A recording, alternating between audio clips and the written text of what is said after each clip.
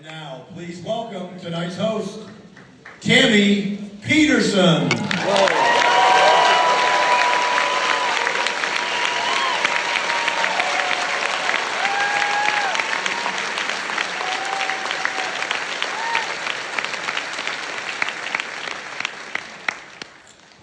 Good evening, Charlotte. How are you? Thank you all for coming. This is going to be a deep conversation. I've been struggling to find something to say. Jordan always wants me to say something meaningful. Say something that has something to do with the rule. Wow. Okay. So the rule is number 9. If old memories still upset you, write them down carefully and completely. So Jordan wrote a self-authoring program. The future authoring program was the first one he wrote. Can you still hear me? Yeah? Yes. Okay. And he had me do it in pencil and paper 25 years ago. And I had been through university. I read What Color's Your Parachute to find out what I should study in university, and that worked pretty good as a career guide. But when I did his future authoring program, I thought, no, this is a more, it's broad, it's more broad. It takes into consideration what you might want to do for a career, but it also, you can go into health, you can go into hobbies, you can go into lifestyle, you can go into whatever you want, spirituality, whatever you wanted to go into, you could go into. And the way it begins is you go into a dream and you're supposed to envision if you were someone who was on your side, who you would be in 5 years down the road. And I'm pretty open. I have quite on the big 5, I score pretty high in creativity. So for me to imagine a future it was easy. I imagined this house in a treed neighborhood where there was gravel road and I could park there. And when you went inside, there was a juice bar. And down one side, there was a swimming pool, a lane pool. And then on the other side, there were yoga studios. And that's what I dreamed. I dreamed that would be a good dream 5 years down the road. And I left that there. And then you were supposed to outline some goals. And they give you as many goals as you want. I think I outlined 8, but I could only remember 3. I outlined that I wanted to take better care of my teeth, and I still have my teeth. So that's good. Thank you. And I wanted to heal my relationship with my father. That was a big challenge. And I wanted to do artistic endeavors. So those were my 3 goals. But it was very interesting, that first 15 minutes where I wrote what my future might be like. A few months ago, I recognized that I attained that goal, and I hadn't really recognized it up until now. And I think Jordan is probably, you've read in what he's written, that life, doesn't go like this. It goes like this, and like this, and like this. And maybe you get to go a little bit, forward, but it takes a long time. And that's my experience, that it took a long time. Ooh, nice lights up there. I can see a little better. So, I've renovated my house a number of times. That was last night's lecture. But recently between 2015 and 2018, I renovated my basement again and put in-floor heating in. It was pretty nice. But I recognized, I was sitting down there and I thought, I've put an really nice art table, and all my art supplies are here, and there's a sink and there's a counter, and there's good lighting and everything. This is an art space, so I've been doing Zoom art classes over the last 2 years with COVID. But this room out at the front of the house, it has windows now across, so light comes in there. That's where my massage table was, because I worked as a massage therapist for 30 years. So my massage table fit in there. I built an infrared sauna, so I had a sauna in there. It was a big enough room for my yoga and meditation, and hey, I have my spa. That was my spot. I didn't even know it, so I had attained that goal in a higgledy-piggledy way, just like Jordan would say. It was back and forth and through many, many iterations, through many, many houses, even many, many cities. But I still did end up going in a direction that I had dreamed about. So that was pretty cool. Now this rule about old memories still upset you, write them down carefully and completely. My relationship with my dad, so let me quickly try to outline that. It's hard, he's 91 years old, so there's a lot of history there. My mom and dad, we lived in northern Alberta. They were high school educated, working class people. My dad was super extroverted. Everybody in town knew him and everybody in the county knew him. Everybody knew him. He was a real estate insurance agent. He played all the different sports you could play, and he liked to drink and have fun. So he was a really out there guy. He used to embarrass me all the time with his big voice when I was a little girl. But he cared for us and stayed with my mom, provided for the family, and is still alive. So, good for him.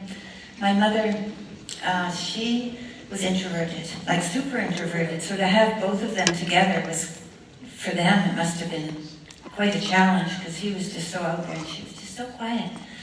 So she worked as a bookkeeper, so you imagine that's good for an introverted person. And she liked to garden, and she liked to sew clothes, like all really quiet activities. My mom was very quiet. She was very quiet in that way.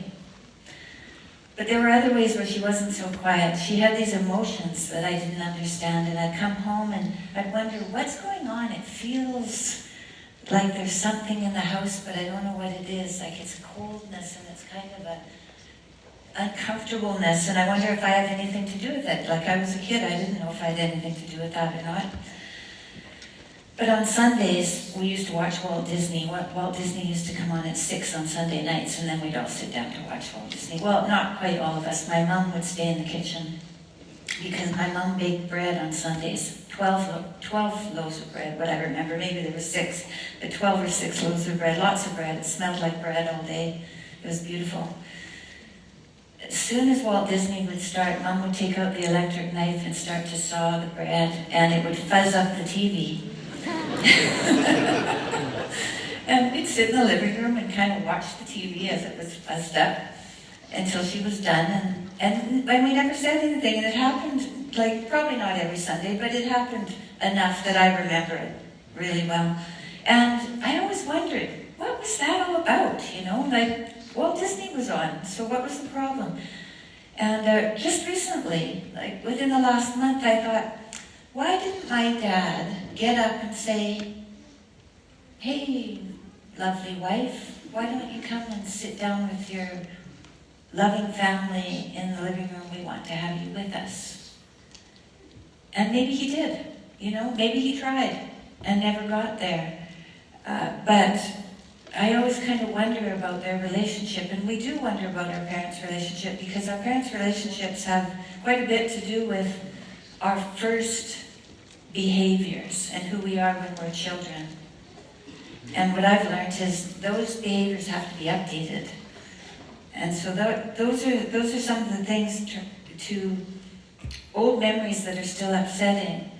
Those are sometimes things that happened when we were children, and we learned how to negotiate that and everything, but we left when we were 13 because then we thought we had the world, and so off we went with those behaviors, but I didn't update them until much, much later, and now realize that they definitely needed updating because I wanted to heal my relationship with my dad. When my mom died in 2007, my dad cared for her like it was beautiful, and no one could believe it. Your dad cared for your mother? Yeah, he did. He came home and he cared for her completely. She had prefrontal dementia and first of all lost the ability to speak, and then slowly lost her abilities to remember procedural. movements, and so, slowly receded back into herself and died. But after she died, my grandmother outlived her. My grandmother died when she was nearly 100 years old. And she said when she was quite old that my mom had been somewhat mistreated when she was a child, and we didn't know that. It was a secret. And lots of families have secrets, but they're things that we don't talk about because we don't understand them mostly, or we're afraid of them.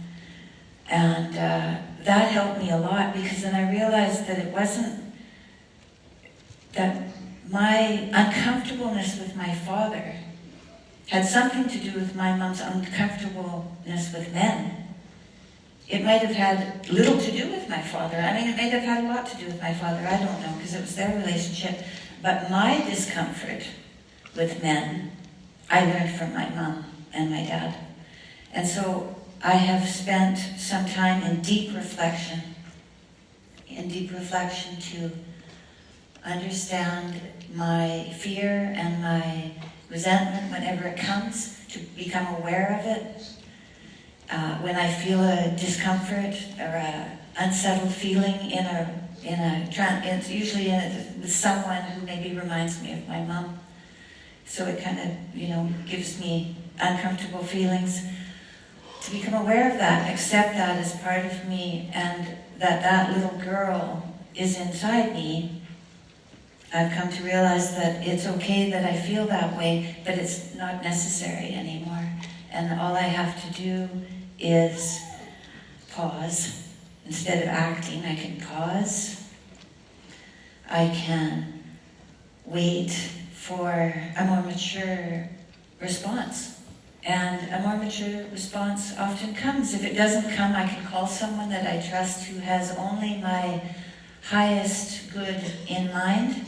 And together in a conversation, we can sometimes uncover what it is that I need to learn to act in a better way, in a more constructive way, in a more mature way. And those uncomfortable feelings, then when they come now, it's almost as if I welcome them, because I think, oh, here's a challenge. Here's a challenge. I can learn something, and once I've learned this, it's just going to get easier and easier. And so the fear and the anger that I might have felt before they're still there, they come, but I recognize them more directly, and I know what to do, and I know what not to do, and I have a community that I can engage with to bring me back to a more centered place.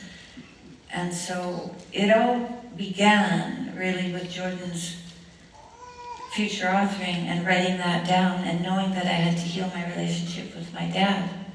And now my dad's 91, and we're just good, right? We're just good. He the other day, I was there visiting him after 3 years of never seeing him, and he said to me, yeah, when you get family together, sometimes it's a really good time for someone to die.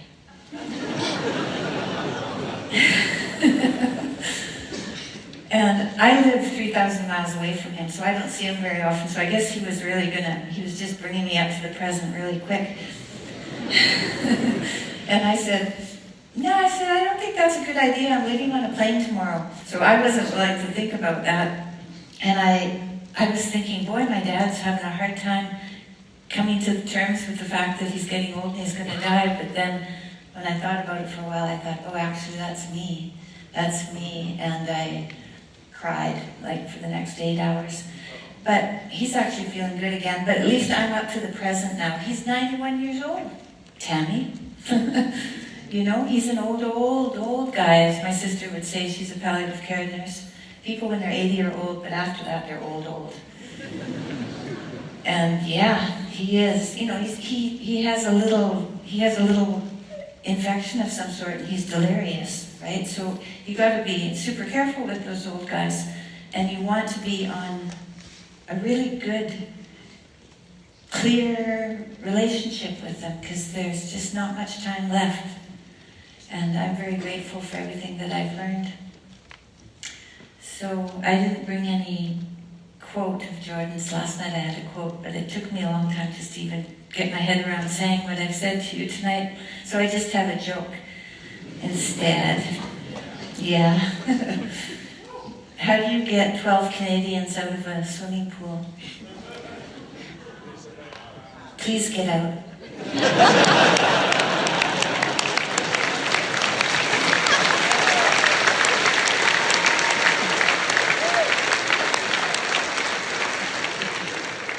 So that's all for me. I'd like to introduce my husband, Dr. Jordan Peterson.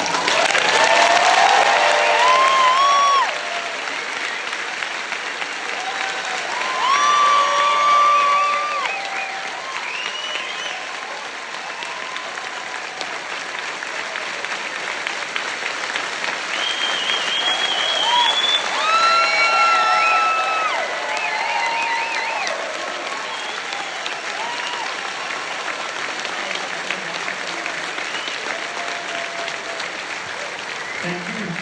Thank you very much.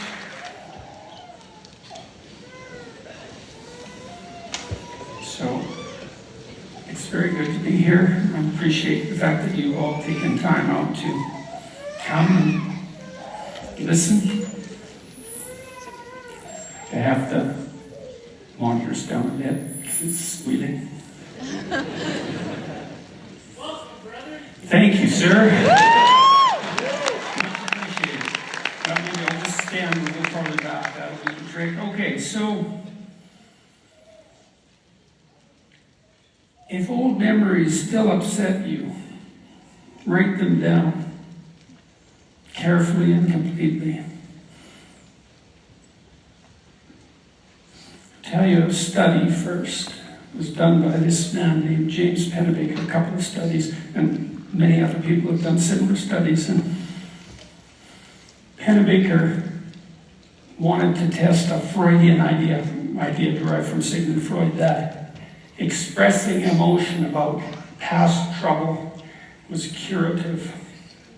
And so he had university students come in and write 3 days in a row for 15 minutes about the worst thing that ever had happened to them, or to come in for 3 days and write for 15 minutes about things that had happened that were mundane in the last couple of weeks. And then he tracked them across time, and many people have done studies like this. And he found that people who wrote about negative past experiences were unsettled by it to begin with, unsurprisingly, but 6 months later, they were doing much better than the control group on a variety of different measures.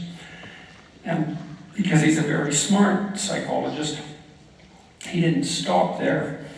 He went and looked at their accounts, and he counted the emotion words, and he also counted words that were indicative of understanding or comprehension.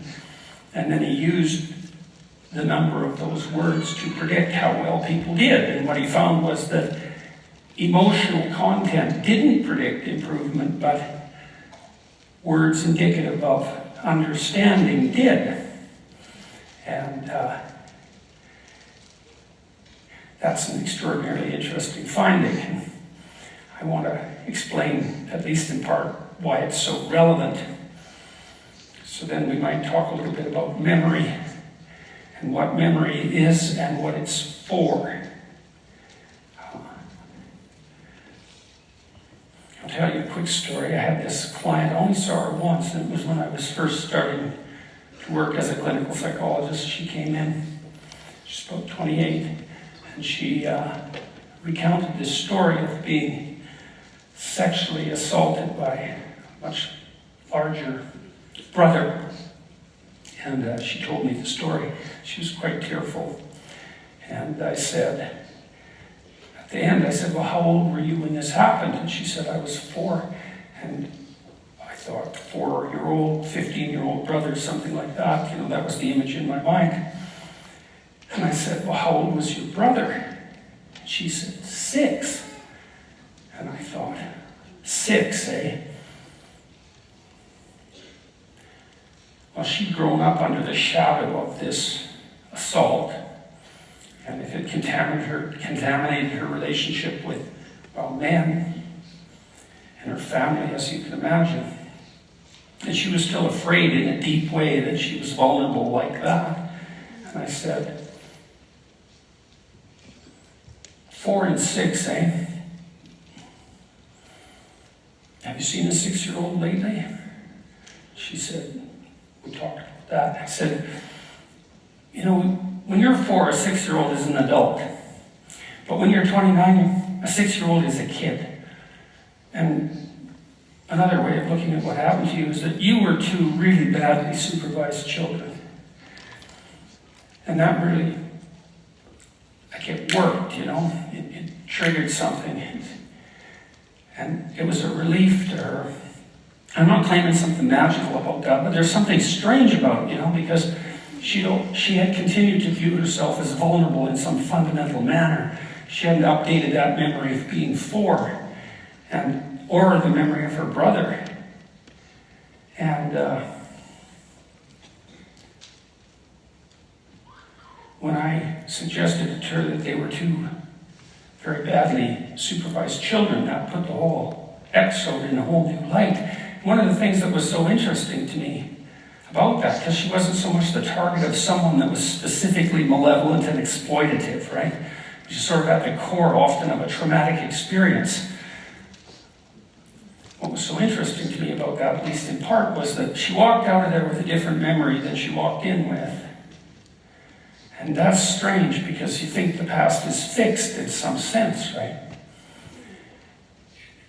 But I think the memory she walked out with was a more accurate memory than the memory she walked in with. And that says something about what memory is for. You know, we tend to think of the world as composed of facts, and that what memory is a representation of a set of facts. And there's some truth in that. But what's more true is that memory is part of the whole process of behavioral and cognitive adaptation to the world. And that's much more like drawing a map. Because what you really want to know about the world is how to make your way through it in a manner that, well, let's say, isn't catastrophic and is also desirable. And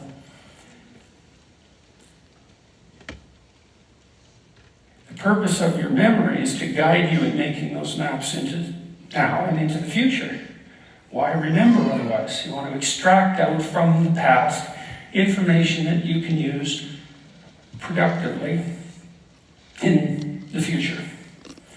And so for her, the new memory, let's say, was in some sense more useful to her because she didn't have to think of herself as a 4-year-old at the hands of a malevolent force. It wasn't appropriate for her age and level of maturity.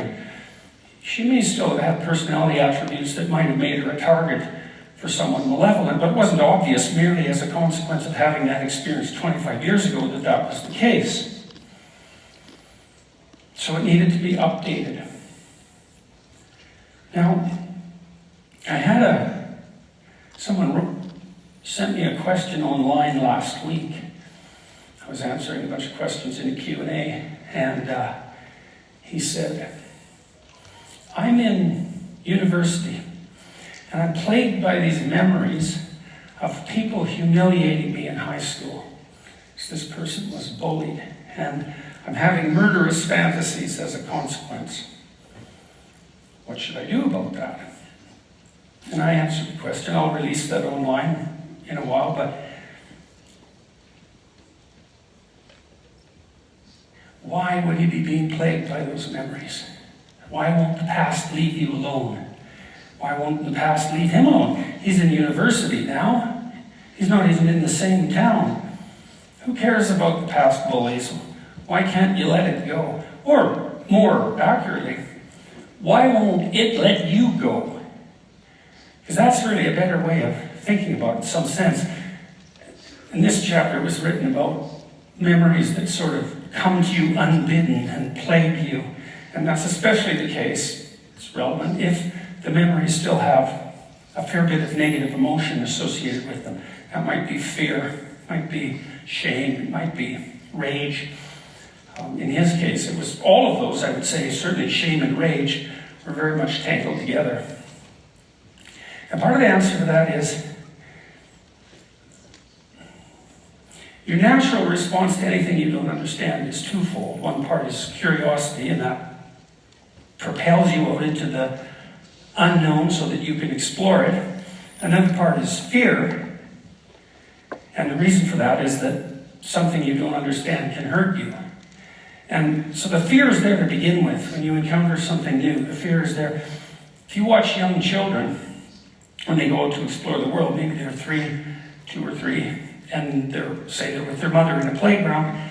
Well, kids differ individually in this proclivity. But what they'll do is they'll hang around their mother to some degree when they first get to the playground. And the reason they hang around their mother is because she's mapped, right? So the space around her is a space the child understands. The child knows what's going to happen when he or she is in the immediate vicinity of the mother. And hopefully that's something good. Or maybe the child wouldn't be there and would be off in the playground. But we're talking about normal circumstances.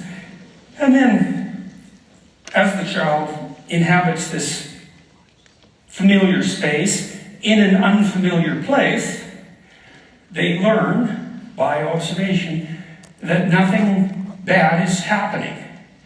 And that is their first map of the, let's say, the new playground.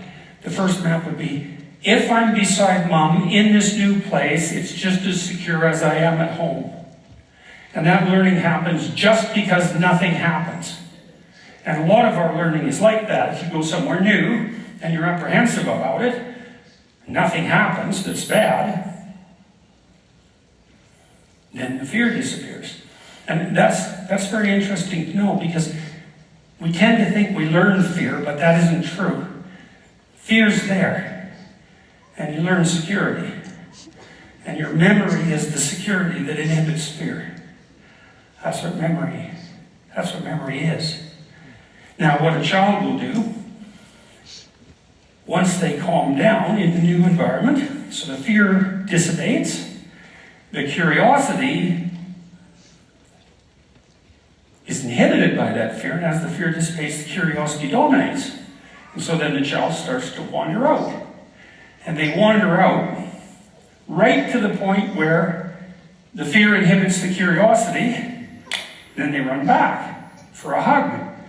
Or maybe they trip, or maybe something upsetting happens. They go back and they get comforted, and then the whole process has to start again. They go and explore again. And some kids are much slower to do that than other kids. That's a temperamental difference. Some kids are more sensitive to threat and less exploratory. And there's no good or bad about that, because some environments are more dangerous and some are more promising, and you don't know which is which. And so there's a bit of a genetic lottery in relationship to your temperament. And some people are more timid and less exploratory, and so they don't gain all the benefits of exploration, but sometimes they live.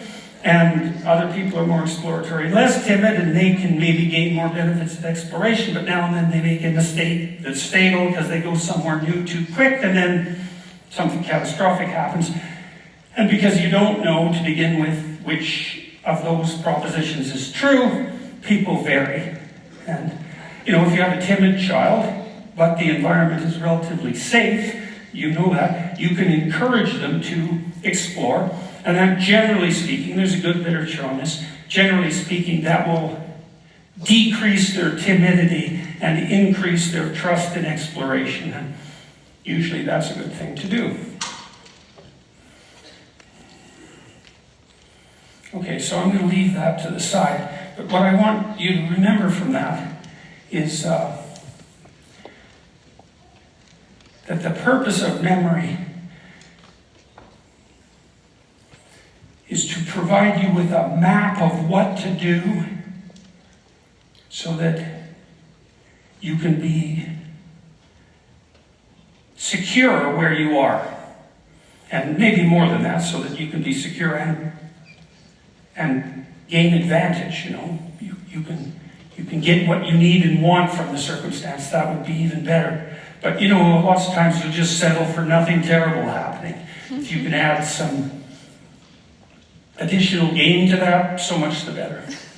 I know maybe you learn that nothing happens to you in the playground that's upsetting, or maybe you learn that it's a great place to make friends, and that's even better. And then part of exploring the playground would be going out to make friends, and hopefully your mother, in some sense, is somewhat hands-off about that so that you can bang yourself up against the world a bit and learn what you need to learn about how to negotiate friendships. Now, let's go back to this guy who's having murderous fantasies. Now, he's humiliated in high school. So you ask yourself, why? Well, there's a pretty good literature on bullying, and generally, bullies poke at all sorts of people, and they start with little pokes, and if they can get a response that's gratifying to their desire to shame, then they'll keep attacking.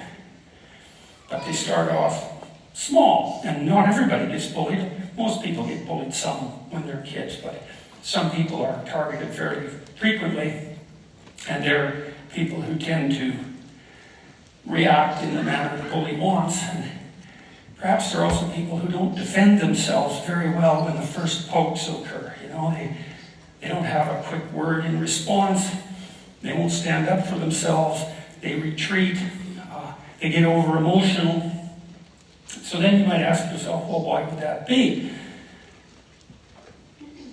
Well, if your mother is operating properly in the playground, she's there when you run back and you need her. She's not there behind you when you don't need her, making sure nothing bad happens to you. And, well, why? Well, because bad things are going to happen to you. What you need to learn is how to deal with that on your own. That's the best protection your mother can provide in the final analysis, is to allow you to be challenged, to build competence. And that takes a fair bit of forbearance on her part. And she has to be willing to let you go out there and make mistakes. I remember when my daughter was learning, I bought her these monkey bars. Climb up a ladder, across the ladder, down the ladder. It was pretty high. It was about 8 feet, I think. She was about 3. She was out in the backyard learning to climb up these monkey bars. It was really interesting to watch her. She'd lift her foot up and lift it up a little higher, lift it up a little higher, and then she'd put her foot on the first rung and put a little weight on it, and then repeat that. Then she'd go up to the first rung, and then she did that with the second rung. Like just trial and error, right? A little foray, a little foray, a little foray, mastery, and a little higher, a little higher. It was a fairly high monkey bar for such a little kid. But we were watching her, and she was doing a good job. We just let her be. And you know, maybe she falls off the monkey bars when she gets to the top and breaks her arm. And then aren't you a terrible parent? And the answer to that is maybe. And maybe not, too. You know, because getting that line between protection and overprotection right, that's tough. So now I'll tell you a little story that you all know. So I'm sure most of you have seen the Disney film Sleeping Beauty. And it's a very interesting film, very interesting story. So the way the story sets itself up at the beginning is there's a king and a queen, father and mother, let's say. And they're older. They haven't had any kids. So they're older parents. And they really want a child because they're older parents and they haven't been able to have any kids. And so finally they have a daughter. They call her Aurora. And they're pretty thrilled about it, and the whole kingdom has a celebration, and it's christening day, and they invite everyone in the kingdom to come, except Maleficent, which is an interesting word because she's an evil queen, but Maleficent means malevolent.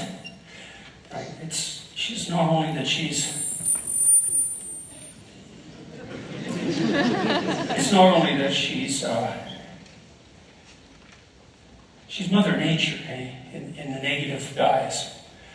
She's the tragedy of life. That's another way of thinking about it. But she's also malevolent. So she's also betrayal and catastrophe and cruelty. And the king and queen don't invite her to the christening. And you think, well, no wonder.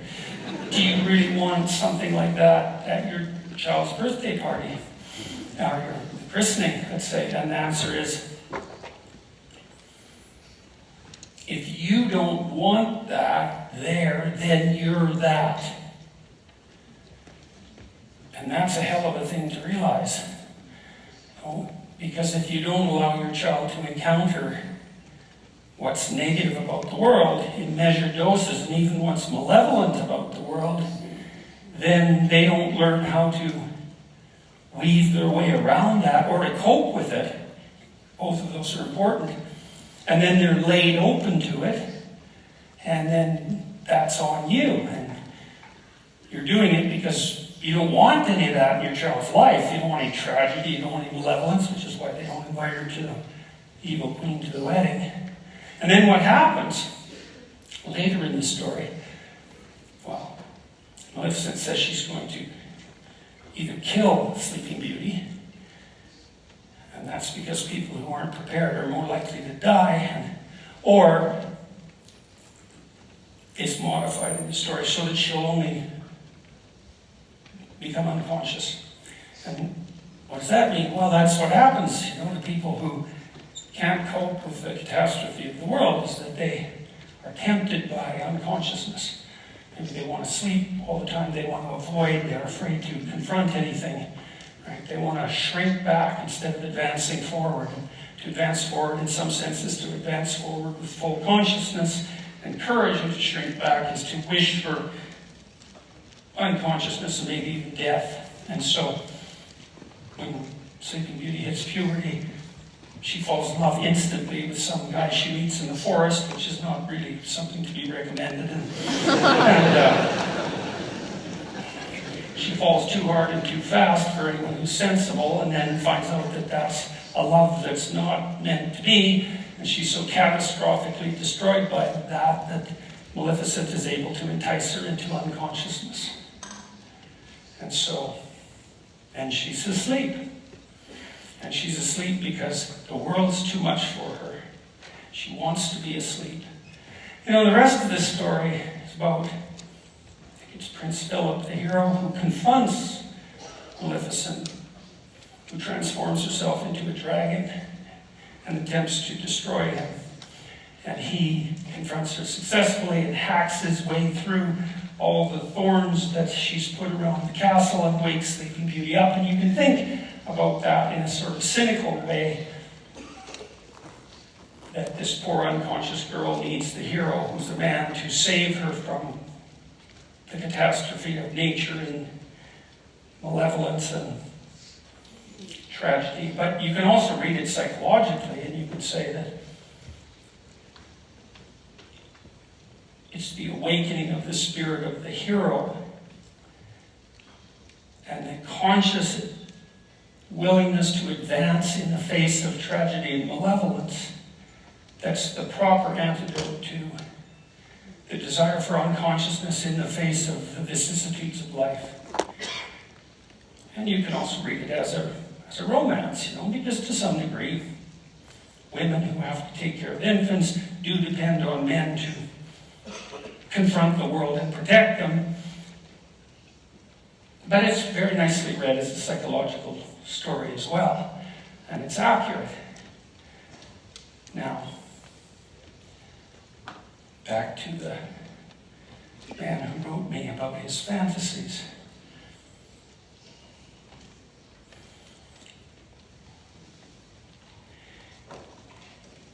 The parts of his brain that are bringing mind, psyche, that are bringing those memories of being humiliated back are part of an alarm system. It's the same alarm system that tells you when something unexplored is dangerous. And if you're in a social situation, and the consequence of being in this situation is that you're being humiliated and undermined, then obviously you haven't mapped out that situation very well. Now, there might be all sorts of reasons, and some of them might not be your fault, but it doesn't really matter as far as these alarm systems are concerned, because all they're concerned about is the fact that you don't know what to do when you're in that situation. That's not good for you, and you can't forget it. And the reason you can't forget it is, what if you're in that situation again? And so the alarm system says, well, what if you're in that situation again? What if you're in that situation again? What if you're in that situation again? And often traumatic memories are repetitive for people. They can't get them out of their minds, and then they try to avoid them. And that just makes it worse, because what you tell the alarm system when it rings the alarm, if you try to ignore it, is that the alarm is about something so terrifying that you won't even admit to the fact that there's an alarm. And so that just makes the alarm go off more. And so you try to avoid it. Well, that doesn't work. That's something sort of akin to Freudian repression. And so what I recommended to this gentleman was that he write down all the times he was humiliated. It's like, so you've got these memories that won't let you go. You know, these people who took advantage of you. What happened exactly? That's hard to figure out, right? And maybe now he's a little smarter than he was in high school, because maybe he's 4 years older. It's like, what exactly happened? Because the memory will be emotion-laden, but there's a lot of detail around it that's really relevant. You know, and one of the things you can do when you confront a memory like that, which is to confront the terrible things that happened to you in the past, which is the same as confronting terrible things per se, is you can ask yourself, exactly what happened, what part did I play, perhaps, and are there things that I could have done earlier or different, or is there some manner in which I set myself up for this? You know, and so I've had clients who were pretty seriously bullied at work, and we would go into it, and, you know, as I said, it starts with a few pushes. And they don't respond, and then the pushes get a little harder, and they don't respond, the pushes get a little harder. And then it turns into something, well, maybe that's really, I mean, I had one client who was bullied into psychosis in high school. She was completely fractured by this person who decided to really do her in a seriously malevolent way, because she wouldn't go on a date with him. And she had no idea that that kind of malevolence existed, and so had been badly prepared in some sense to encounter someone like him. Now, if you're allowed to bump up against the rough edges of the world, the natural world and the social world, and if you have someone that you can communicate with,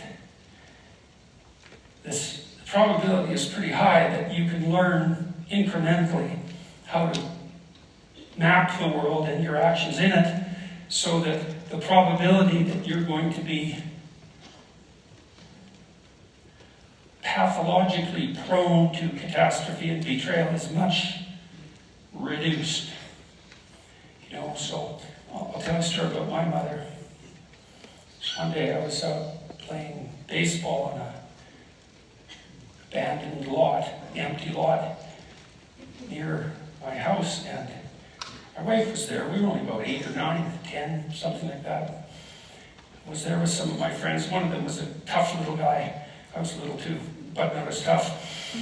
And we were having an argument about something, and we were going to have a fight. And my mother walked by. And my mother was a pretty nice person, you know, and she had to learn late in life, to some degree, to stand up for herself when she went back into the workplace and had to confront some relatively intimidating and pushy men. It was hard on her to do that, but she was no pushover, my mother, and she's a good person. And she walked by just as this fight was about to emerge. And I was not particularly confident of the probability of my uninjured victory in this fight. But I was a hell of a lot more afraid that my mother was going to come over and interfere. And she didn't. But she knew what was happening. She looked. I saw her look. I knew she knew. She knew I knew, and she walked on. And it's like, more power to her, you know. And because I was fortunate to have a mother like that, let's say, I got into enough of the sorts of scrapes that teach you how to avoid a certain amount of scrapes, and that worked out quite nicely. And that's meant my mother was willing to invite malevolence, invite the evil queen into my life, at least to some degree, you know, because she knew better than to assume that that could be just dispensed with.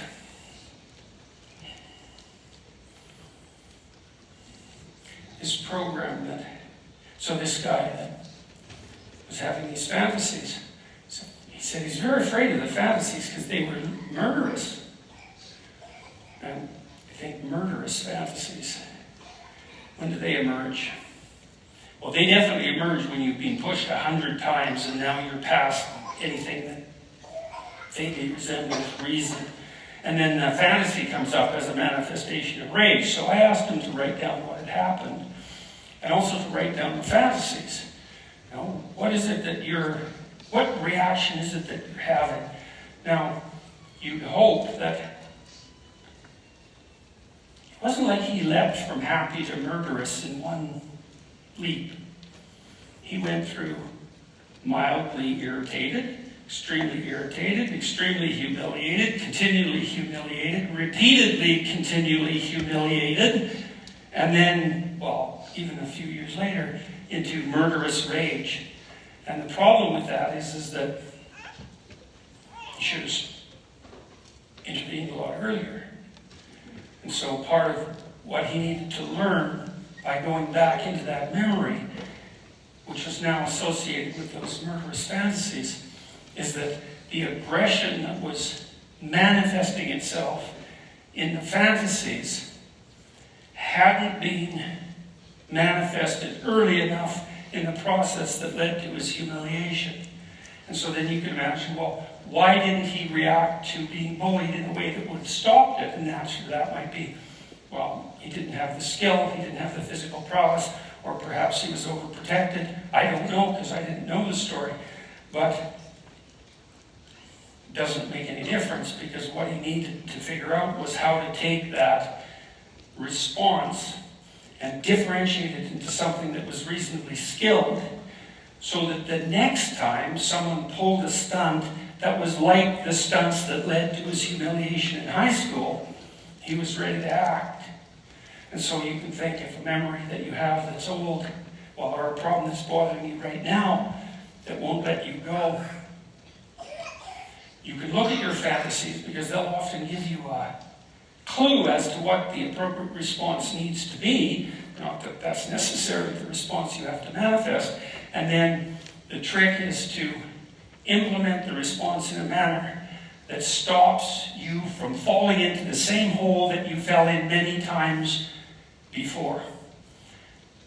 These stories that the psychologists' students wrote about their past traumas were curative, because if they used words that indicated understanding, comprehension, etc., then they were remapping the territory that they hadn't mapped properly the first time they walked over it. And all of you is very much concerned with your stability and your safety from betrayal and malevolence, and the probability that the necessity to avoid unnecessary tragedy. And so any past behavior that indicates that there's a hole in the map that you're using to orient yourself in the world lets all that terror shine through. And that's what the alarm is. And the reason it goes off is because it's saying to you, you have a map, it's got some bad holes, and the holes are places you probably are going to have to go again. And so if you go there again and the hole's still there, you're going to fall in the hole. And the last time you fell in the hole, it wasn't good for you, and so you should be alert to that. And so that's the reason that memories of that sort won't go away. It's actually a good thing, although it can be very bad if you don't know what to do about it. And it isn't merely a matter of expressing the emotion that's associated with past catastrophe, because often that, not only does that not help, it can actually make it worse. Because the mere expression of your frustration, let's say if you were bullied in high school, doesn't stop you perhaps from still being the sort of person that might be bullied by your co-workers. And that's not a positive outcome by any stretch of the imagination. So, this program we wrote, it's sort of like psychotherapy for free, essentially. It asks you to, and I used it on this client of mine who'd been bullied into a psychotic state when she was in high school. She could hardly even talk when she first came to see me, and she was hallucinating in all sorts of strange ways. She was really badly fractured by this person who tortured her 3/4 to death, and we went through her whole life. She could talk a little bit, and she could write a little bit, and I sat her behind my desk, my computer, and we opened this program. And what it does is it has you divide your life up into epochs, whatever you want. Maybe it's kindergarten, grade 1 to grade 3, grade 3 to grade 6. You know, you can do it numerically like that. You can do it by age. I had people who were more agreeable in temperament. They would divide their life up into relationships. That was really how they conceptualized the stages of their lives. Each relationship, you know, depend on you. It doesn't really matter, however you conceptualize your life. And then the exercise has you walk through and describe significant events, positive and negative, to lay them out and then to analyze them. It's like, well, what did you do right that enabled the positive events to occur? And what did you do that you might be able to alter, or that you learned to alter later, or that you could alter now, that would help you avoid the negative events? So it's not merely the recounting of the negative, it's, in some sense, it's the extraction of the moral of the story. You know, there's this old idea, I'm sure you've heard me talk about it before, that dragons guard gold. It's a very strange idea, very old idea, treasure of one sort or another. They threaten the city eternally, that's a dragon. And the city, in some sense, is the citadel of your memory, and the chaos that's outside of the citadel of your memory can always emerge to threaten the citadel, and that's the same story as the Garden of Eden and the snake. It's exactly the same idea.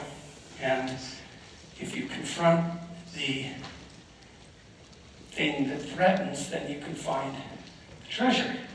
And you can use that to rebuild the citadel, but also to turn yourself into something that can confront the dragon. And that's the real treasure, right? Is to turn yourself into something that can and is willing to confront the dragon. And so, you know, I did a lot of work with people in my clinical practice on assertiveness therapy and assertiveness training. These are often for people who are very agreeable, and they're more likely to be bullied. And the reason for that is that they don't like conflict. But there's another reason too, which is that they don't have enough faith in the truth and enough fear of the consequences of not telling the truth. And so they'll pretend that things are all right when they're not all right, and then forestall catastrophe for later. And so let's say your boss is kind of a bullying type and pokes at you a bit, takes advantage of you a little bit, and you think, well, that's not really worth making a fuss about, but you go home and you're kind of resentful, but you don't pay any attention to that. Maybe you think you shouldn't be resentful, but probably you don't think that. You just don't want to confront your boss. The thing is, though, if you do it if it's on the first foray, and you say, you know, here's the reason I won't do that. Well, maybe you'll get fired, but probably not. Not if you're careful. Generally, someone like that will think, oh, you're not as easy to pick on as I thought you were, and they'll go find someone else, or maybe they'll even learn something from the encounter. You know, and that takes a fair bit of courage, and that's part of that confrontation that we just described. You know, is that you're resentful because you've been taken advantage of, and you have something to say, and so you need to say it. And when I was doing assertiveness training with my clients, I often talk to them about the resentment. That would be the kind of resentment that might have someone generate murderous fantasies 4 years later. These people who go out and do murderous things, they've harbored an awful lot of resentment. There's a lot of things they didn't say when they should have said them, that's for sure. And so, and if you let the people around you who you love hypothetically take advantage of you, then you're going to harbor resentment, and that's going to come out in all sorts of ways that are really not positive in the least for you or for them. And so it's better just to have it's just better to draw the line when all there is of the dragon is one tooth. Say, no, here's why, leave me alone, or here's how I want to be treated instead. And insist upon that, right? You draw a line, and it's not like that's nothing. And then I suggested to this man with murderous fantasies that he think about what he could have done different in high school, in principle. Maybe he needed to get stronger, so he was more confident. I'm not saying this is easy. That's irrelevant. Lots of things aren't easy that end in catastrophe, and the problem was that he was humiliated, and now he's murderous, and that's not a good outcome. So even if it's difficult, that doesn't mean it's unwarranted. But even more particularly in a situation like that, you ask, well, how did you allow it to come to such a pass? And what could have you done differently? And maybe you might find that there wasn't anything that you could do differently back when you were in high school, but by the time you're in university, you're not in high school anymore, and the world's shifted quite a bit. And generally, you're around more sophisticated people, and that kind of bullying is less likely. And so you still might have some aggression to integrate within you so that you're not a pushover. And if you do that, well, then those memories in all likelihood are going to stop. As long as you're confident that now you know what to do, those memories are very likely to stop plaguing you, and then hopefully those murderous fantasies will go away and you won't be inclined to act them out. So. Dr. Peterson, we must take every thought captive. So, let's continue with that. There's another bit of utility in going over your past. You bring yourself up to date. Part of what you can think about this two ways.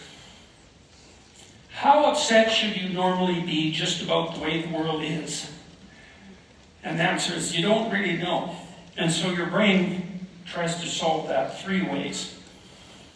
Because life is finite and bounded, and we're all in trouble in some ultimate way, and it's very difficult to know how you should feel about that. And so there's a variety of ways that you calculate that. One is the genetic lottery that I described earlier. There's a trait, neuroticism, and people who are high in neuroticism are more sensitive to threat, and so they react. For 1 unit of threat, they react with more units of stress. That's a good way of thinking about it. And so that's one way you do that, and some people are very, very low in negative emotion. Almost nothing upsets them, and some people are very high. And I said if you have a child who's very high negative emotion, you can tap that down by encouraging them to explore and adapt, and that works quite nicely. Although they still may retain a fair bit of that. Another way that your mind manages that is by looking at how you're ranked among your peers in terms of something like competence. You can think all of us, almost all of us, are in some sort of social organization, and they're usually tiered, right? And hopefully if they're viable social organizations, the ranking has something to do with your productivity and your ability. And there's a counter deeply embedded within you that ranks where you are in that hierarchy and assumes that, partly because it's trying to figure out how competent you are, and if you're competent then you shouldn't be as afraid, but how do you know if you're competent? And the answer is, well, do a bunch of other people think you're competent? And maybe more competent than other people. And so imagine that a typical hierarchy might have 10 ranks of competence, and sometimes those get corrupted, but we'll forget about that for the moment. And if you're nearer the top, then your brain produces more of the neurochemical serotonin, and that dampens down your response to negative emotion. And so, if you're diligent and responsible and you work hard and that moves you in the direction of additional skill and that pushes you up hierarchies of competence, then that can stabilize your nervous system. And so there's a negative correlation between conscientiousness and neuroticism for that reason. And so that's worth knowing. Why work hard? Well, because you don't suffer as much if you're successful as a consequence of hard work. Not only practically, because of course life delivers more of its good things to you, but also psychologically, because that's a major determinant of how much negative emotion you experience. And then the third one might be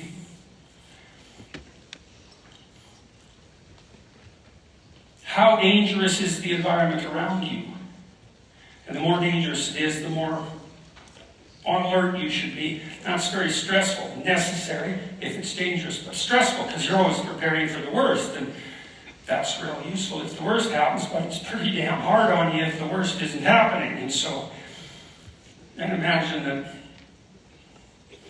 the way your memory works is it looks at your past and it calculates how much chaos and order there is in your past. So it looks at the map that's your past, and it sees what the ratio is of holes to stable territory. And so that gives you an estimate of, on average, how dangerous things are.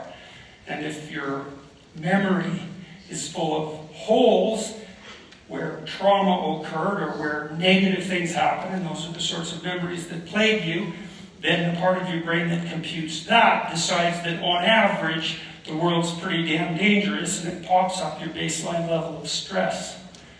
And that's really not good. You think, well, that's psychologically bad because who wants to be stressed? But it's worse than that, because stress if it's involuntarily encountered, which is really the definition of stress, stress makes you hyper-prepare. And that means you burn up resources you could conserve for the future in the present, and that makes you get old.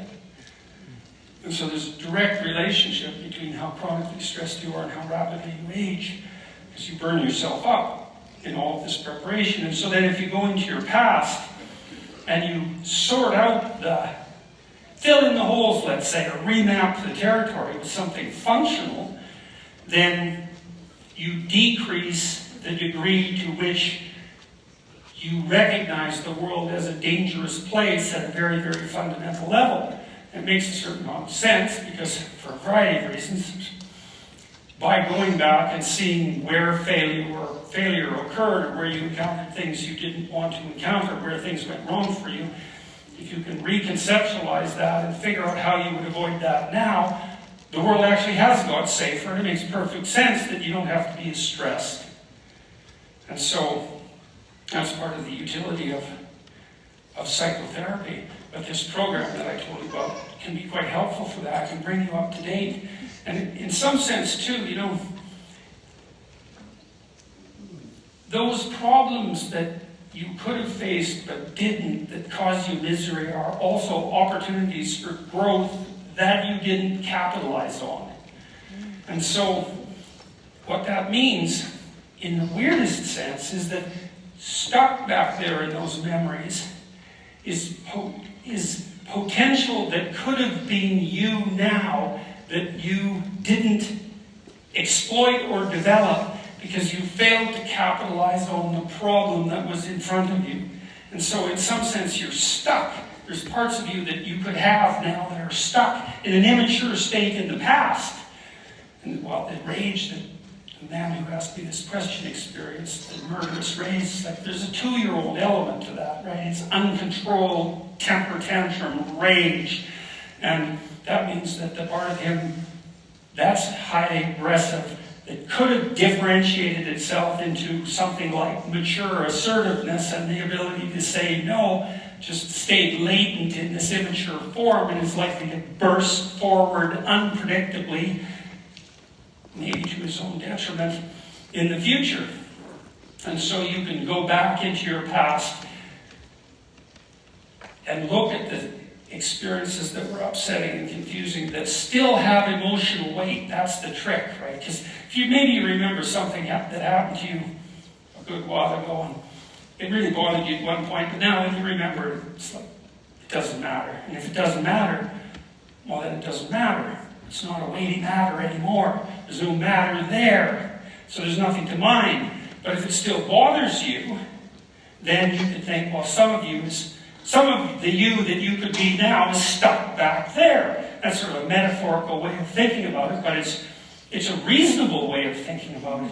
Freud thought about that as, what did he call that? What was the name of that? I don't remember. He had a specific term for that. Fixation at a certain stage of development. It's where a person hit an obstacle at a certain age and never got beyond it, and so they're still that age.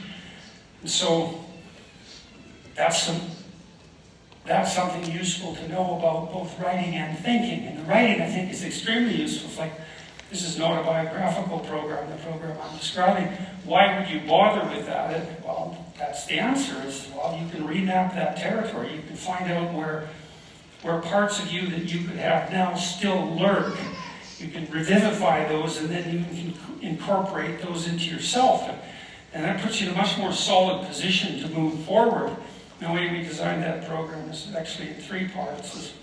One's an autobiography, and then there's a second section that has you analyze your present-day virtues and your faults, right? So there's a list of virtues and a list of faults, and you can list off which ones are characteristic of you and then rank order them, and then you can think about how you might capitalize further on your virtues and you might rectify your faults, and that's all sort of preparation for the other part that Tammy talked about when she came out here. The third part of that program is a future authoring program.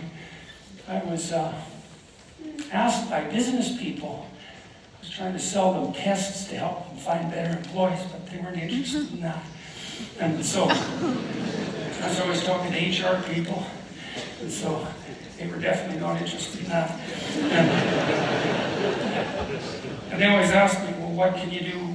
What do we do with the people that we have that aren't doing very well? And my answer always was, there's nothing you can do with them, because it's a really difficult problem. You don't have much time to spend with them, and there's no evidence whatsoever that you can help, and you should spend almost all your time, if you run a company, with your most productive people.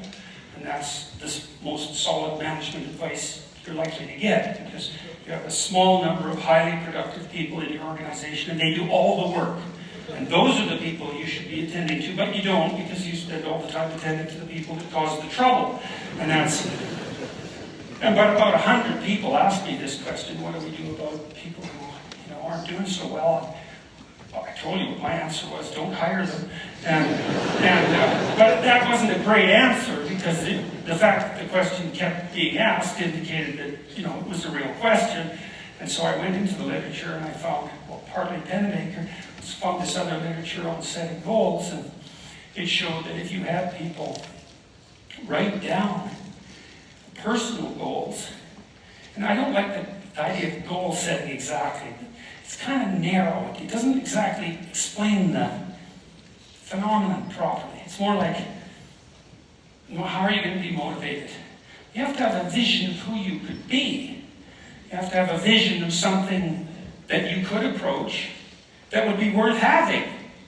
And in our program, we ask people to think about how they want their intimate relationships to be configured, what they would like, if they could have what they like in relationship to their friendships, their job, and their career, the time they use outside of work.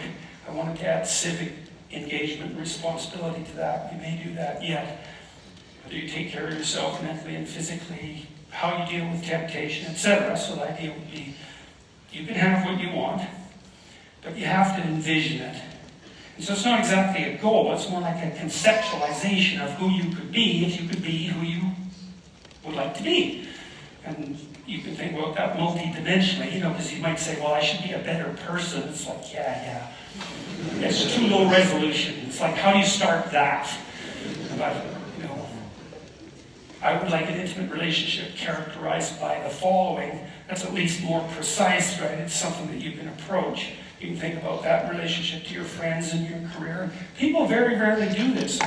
One of the things that absolutely stunned me when we well, I found the literature, it's called goal-setting literature. If you have a company and you ask people to lay out in writing a set of personal goals, they are more productive, and quite a bit more, almost right away. And so it's not much of an intervention. It doesn't do any harm. Like, not by much, I mean it's not that hard to implement. It has quite a walloping effect. We used that program in 3 different educational institutions. The third one was the study I liked the best. We did one in Holland, a business school. The Caucasian women were doing the best, and then after that, it was, I believe, non-Caucasian women, and then Caucasian men, and then non-Caucasian men.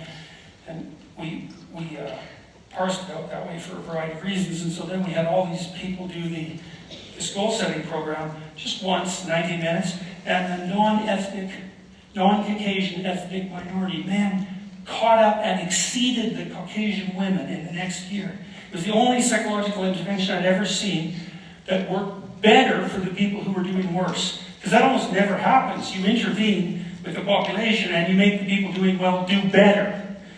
Because they're already doing well. They got a lot of resources. You add some extra help to them and away they go. This one actually boosted people at the bottom, which is so cool. We found out partly it was because if you want to fail out of university, the best way to do that is get zeros. Right? If you hand your bloody paper in, you'll get a D. And that's a pass. If you don't hand it in, you get a 0, and then you fail. And so just completing it will often do the trick.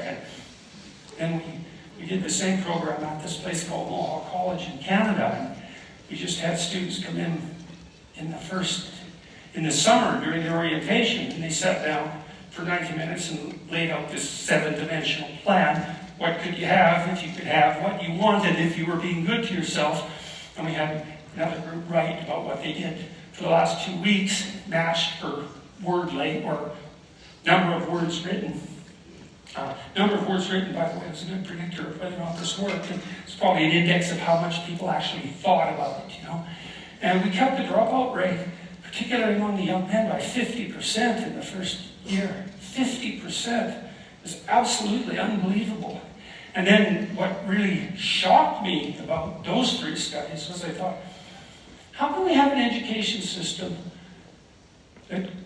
where people go to school for 12 years and no one ever has them sit down and say, okay, you could have what you wanted. Here's 7 dimensions of life, roughly speaking.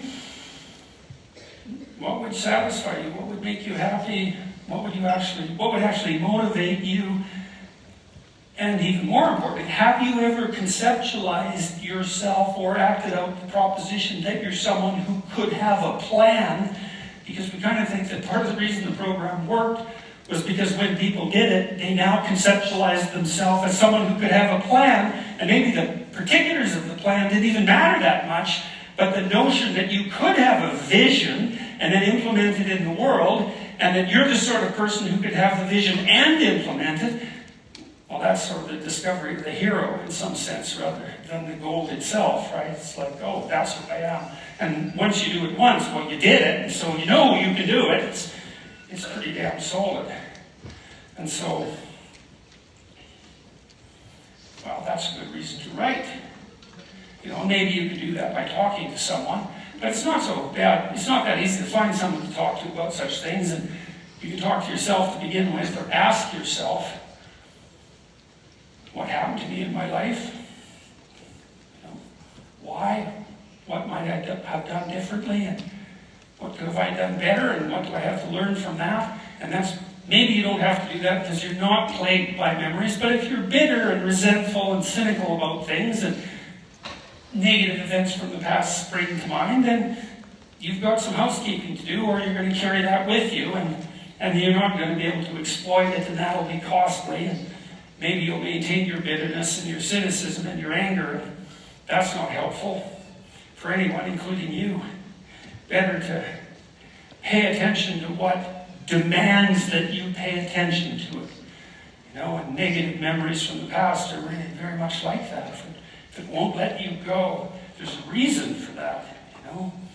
And maybe you face that and you take it apart and you confront it and you pull the parts of you that didn't manage to make it into the present, to the present, and then you have something firm to stand on because you're all collected in a single place and you know where you are and you know what's around you, and then you can plot a course forward into the future. And you're more armed to do that too, and then maybe you can plot a course forward into a future that would be good for you and good for your wife or husband and good for your family and good for your community and so on and so forth, and that'd be good. And if enough people did that, well, who knows what could happen. We know what happens when enough people don't do that. That's definitely not good. And everyone knows people around them who have moved forthrightly into the future and tried to make things better, and generally we admire people like that. And part of us, although we might be jealous and envious and angry about it, part of us would like to be like that too. And so that's the psychotherapeutic process in some sense, in a nutshell. Well, if old memories still upset you, write them down carefully and completely. Thank you very much.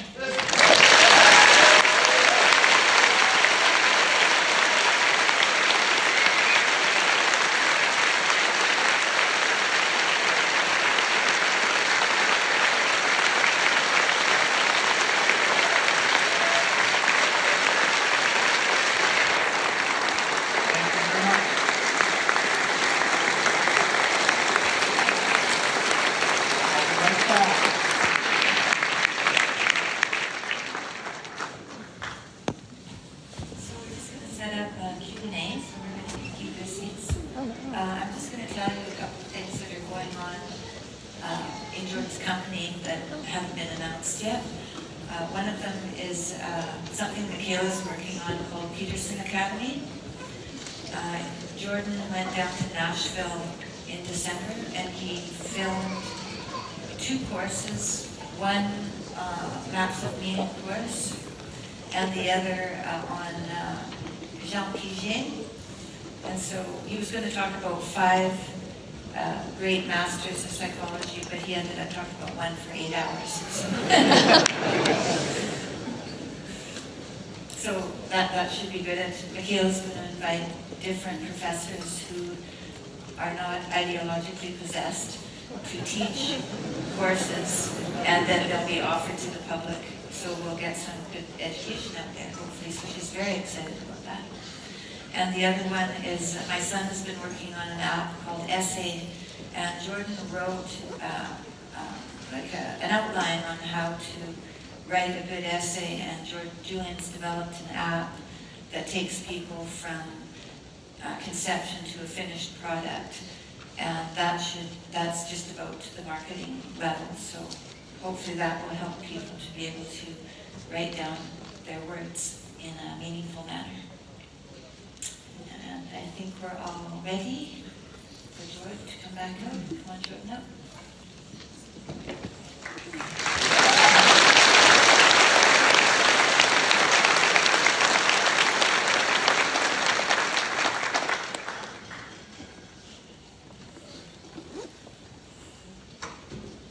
Fancy meeting you here. Fancy.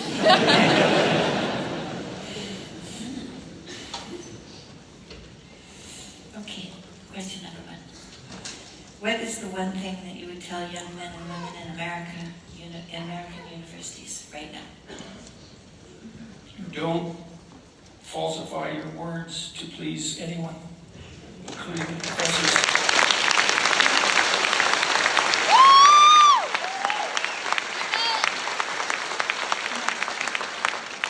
Think about it. So you think, well, I need to get the grade, so I have to tell him or her what they want to hear.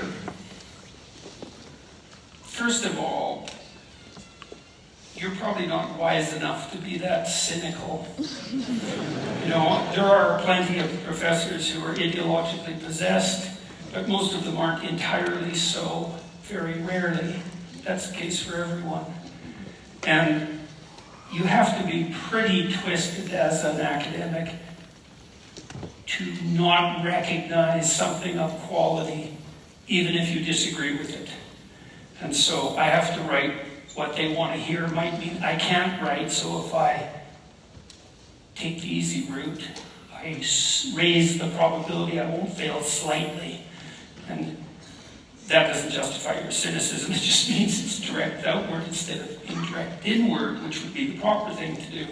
And then the next thing you might think is, what exactly are you learning to do at university? Maybe your goal at university, when it is to some degree ideologically addled, is to learn how to tell the truth in the face of opposition.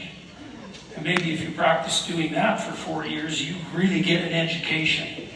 And that's highly probable. Like it's kind of a tough route. You know?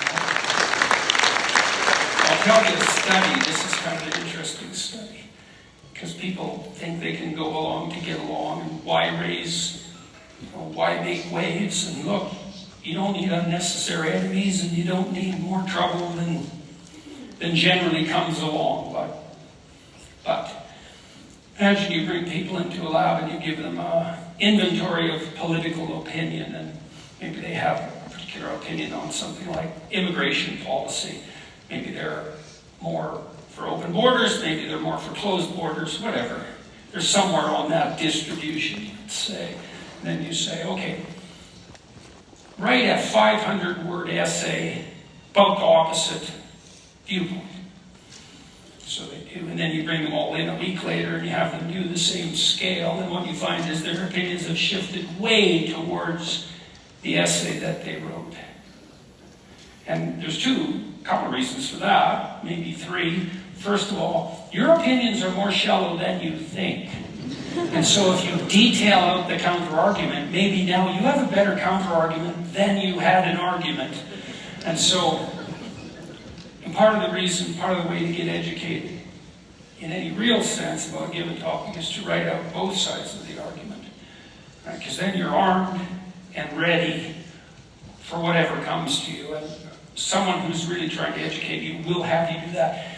In my 4th year psychology seminar, we would take a scientific paper and I'd pull out some propositions and then I'd arbitrarily assign groups to argue one side or the other. And they got pretty good at that pretty quickly, although most of them haven't done anything like that in class before, sadly enough. It's extremely useful to know how to detail out the arguments on both sides. But if you falsify your opinions to get along, you will pull yourself towards what you regard to be false. And so that inevitably happens. And if you do that for a long time, there'll be nothing left of you that isn't false. And, you might think, I can say what I need to say, but there'll still be the me that doesn't do that. It's like, to a large degree, you are what your words create. And so if you use them instrumentally, if you use them falsely, I can't think of anything you can do to yourself that's worse than that.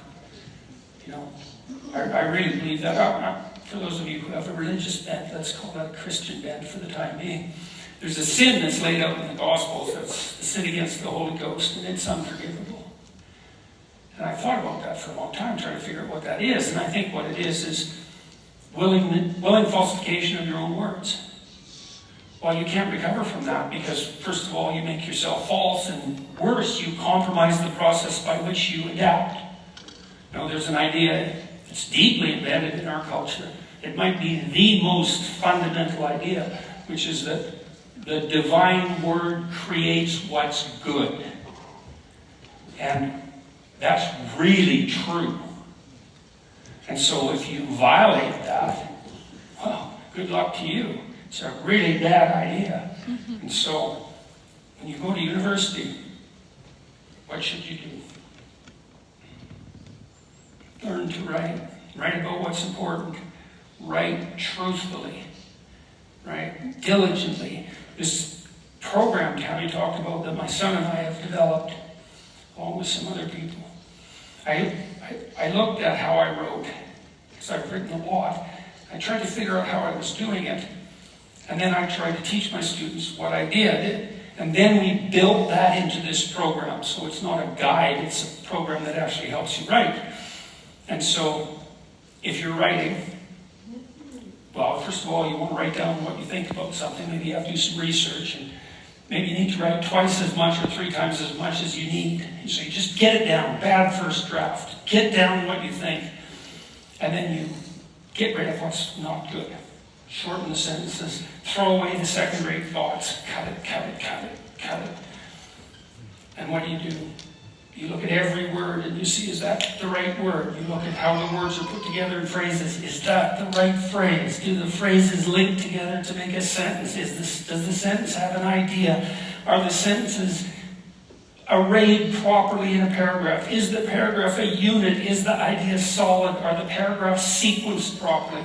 And you edit at every single level of analysis, and maybe repeatedly write the same sentence over and over. Try different words. And why are you doing that? Well, we talked about this already. You're trying to map the world. And you do that with your words. And if you get the word right, it's solid, right? You can jump up and down on it. It won't move. And so you can go to university and you can learn to write, which is the same as learning to think. And then you have these words at your disposal that they're solid. They're solid. And that's the platform upon which you confront the world. You know, and so not only does that straighten you out, but no matter what you do in your life, you're going to be inviting other people along for the ride in some cooperative, maybe competitive endeavor. And to the degree that you're able to communicate, well, you can explain to people what you want and why, and you can negotiate for yourself, and you can negotiate for your family, and you can figure out how to market, and you can speak in front of a crowd, and you can write recommendations for the people who work for you so they can advance, and so on and so forth. And I can't understand for the life of me why none of this is ever taught to people in schools. Like, why write? Well, how about to think? Why think? So you don't fail. That's why.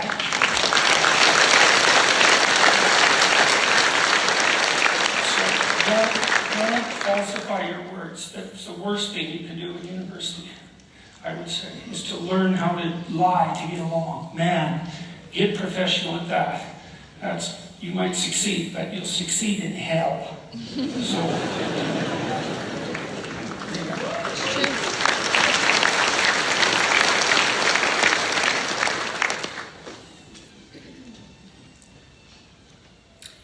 One of my infant twin daughters recently died. I've been helped by the advice of be the strongest person at the funeral. Any advice on how to move forward?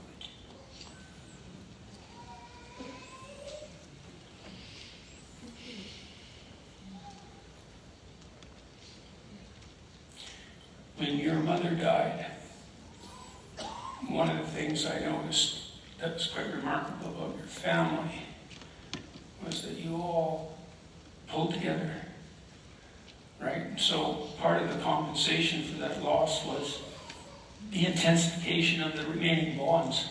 And that didn't fully quell the catastrophe of the loss, but it wasn't nothing. You know, and so when you lose someone like that, one thing that can happen is that you're more careful with what you have left. And so you can find some respite and comfort in allowing yourself to be loved by the people you have left and to love them even more. So there's that. And then I would also say, cut yourself a break. You know, like if it happened recently, it's not time to move on. You're going to suffer. You're going to grieve. That's not weakness. You know, it's an index of love, grief. And so don't push yourself too hard. And you know, you have to remember too, I suppose, in a situation like that, is you don't want to, even though it's necessary to grieve and inevitable,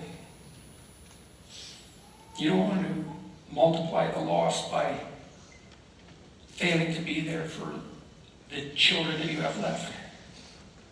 So, that's about all I would dare to say about that situation. Okay. Next question. Amen.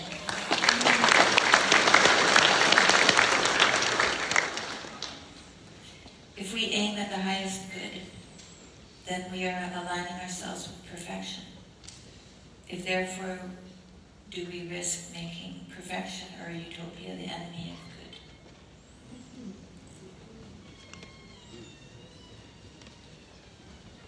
Read it again. If we aim at the highest good, then we are aligning ourselves with perfection. No, you're trying to align yourself with it, right? And so that's probably the answer to the second part of that question, which is you want to allow yourself to conceptualize the highest good, but you allow yourself, while you're doing that, to also understand that your conceptualization is partial. And so that as you progress towards what's better, your conception of what's better is going to expand, and that's going to happen continually. And so, understanding that, you can also understand that there isn't perfection, and that failing to attain it isn't indication of failure per se. It's just part of the inevitable consequence that, you know, the further along you go, the farther ahead you can see, and that's, you wouldn't even want that to change, right? Because what, you're going to hit some pinnacle, and that's what?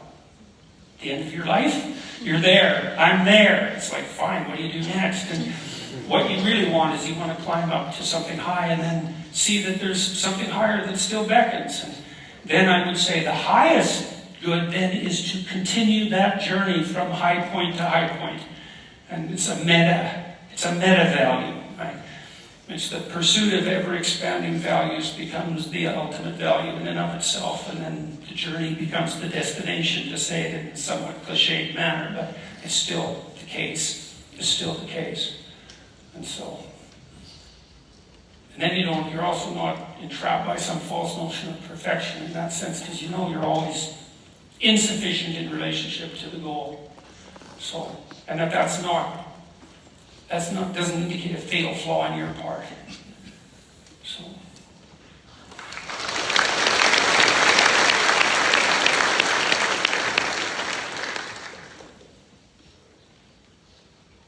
The last several years have made much room for conspiracy theories to flourish. Why? It's all the conspiracies.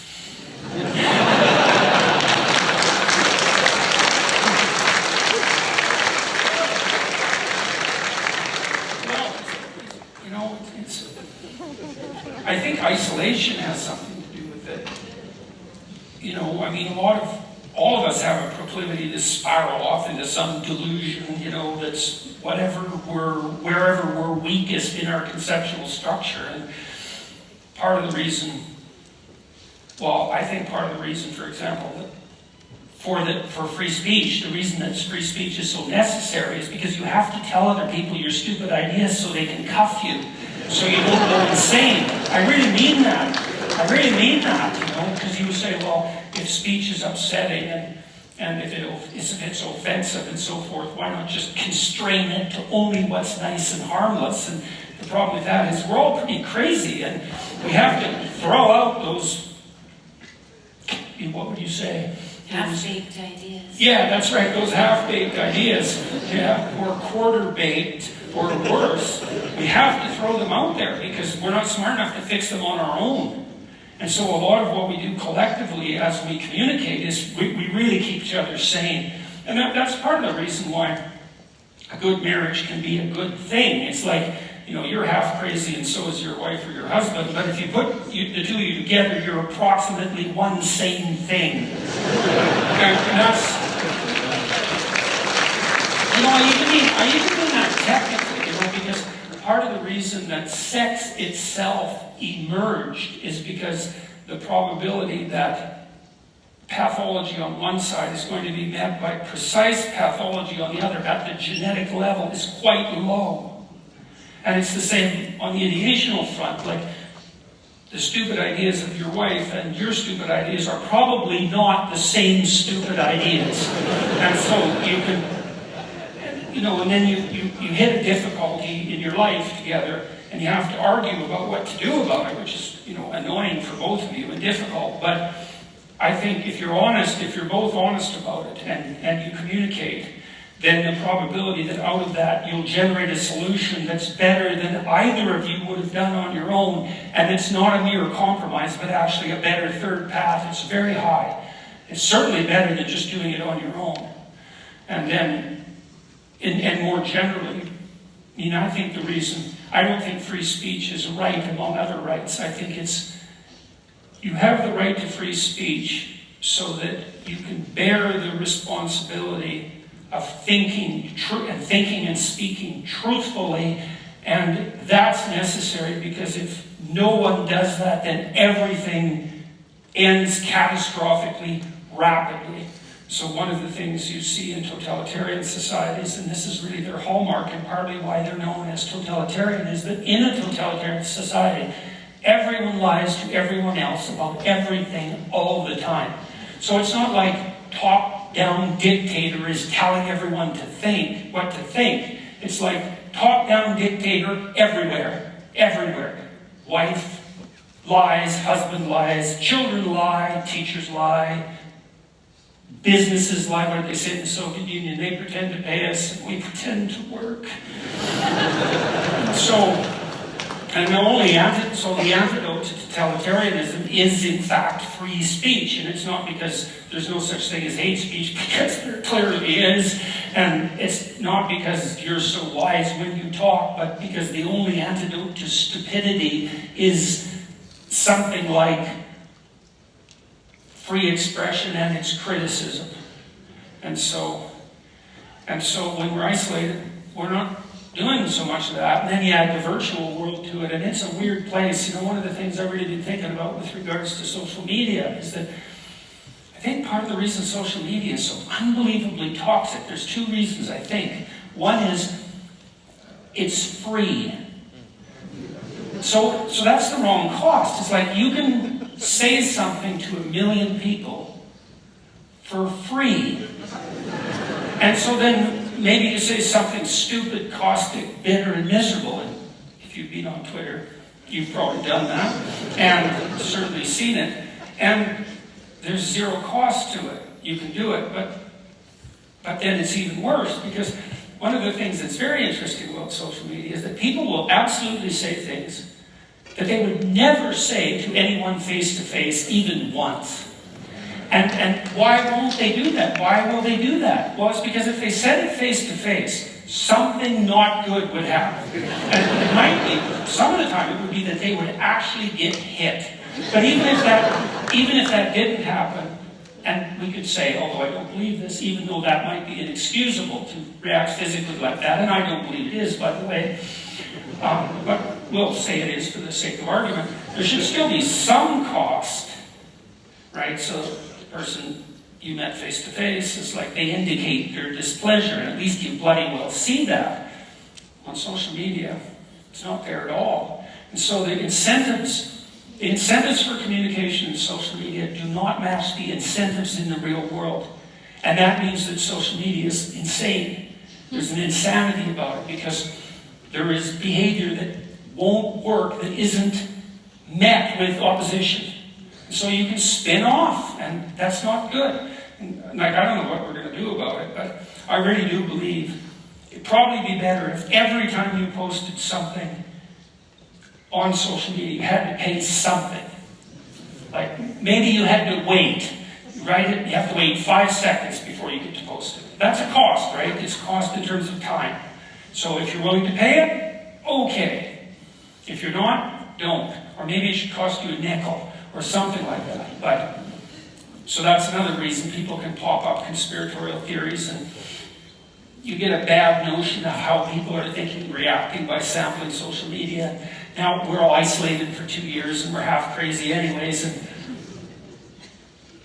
we know, Tammy and I went to Washington before we went on this tour, and one of the things we did learn, that part of the reason that the polarization process is affecting your society at its highest levels, let's say, in the discourse between Republicans and Democrats in Washington, is that a lot of the social institutions that aren't mediated virtually have disappeared.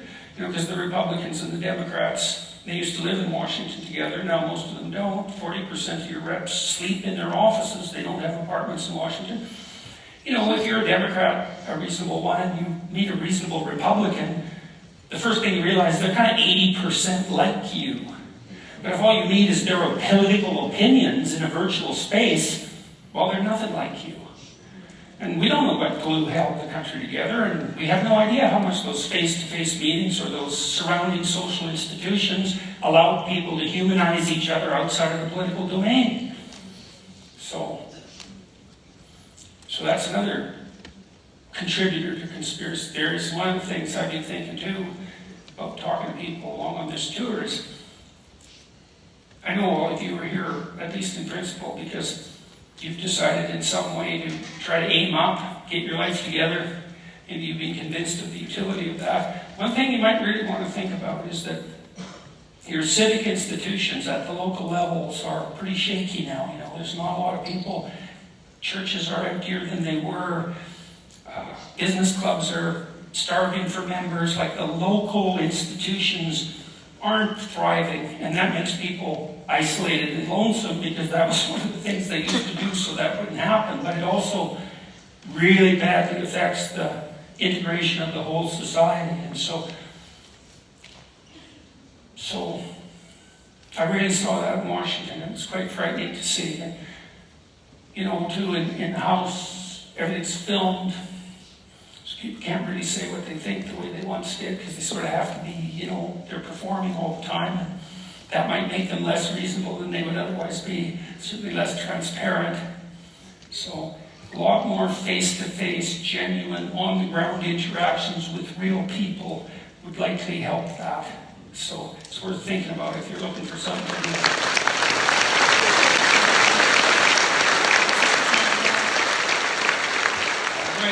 Well, I guess that's that. Thank you very much.